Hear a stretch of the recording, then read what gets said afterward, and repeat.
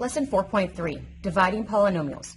The essential question, how do you use synthetic division to divide?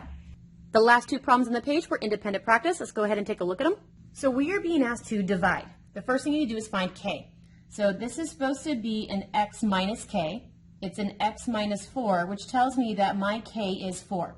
So here is my synthetic division box. You are telling me to use the k of 4. So here's my k at 4. I need to make sure every exponent is represented. The highest exponent is a 4. His coefficient was a 2.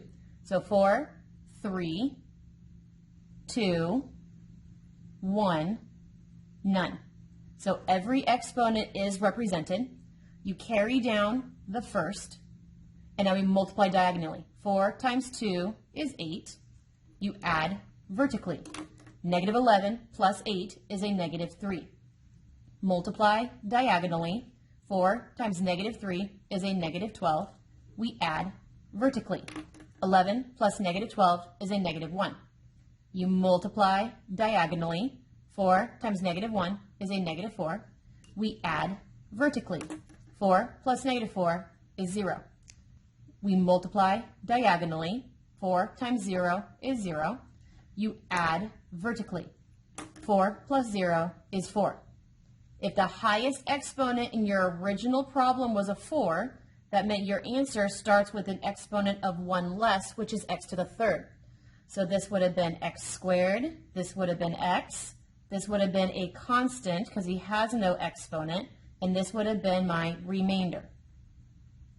So 3, 2, 1, none, remainder.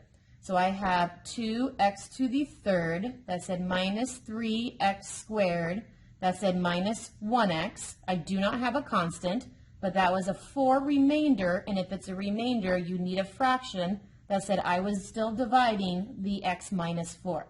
And then this is my final answer.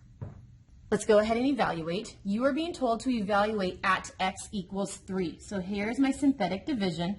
You are being told to evaluate at x equals 3.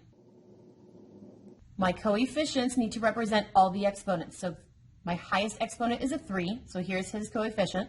I need an exponent of a 2. There isn't one, so there's my placeholder. Exponent of a 1, and then exponent of a none. So 3, 2, 1, none. It checks out looking at those. Carry down the first. You multiply diagonally, so 3 times 1 is a 3. You add vertically. 0 plus 3 is 3.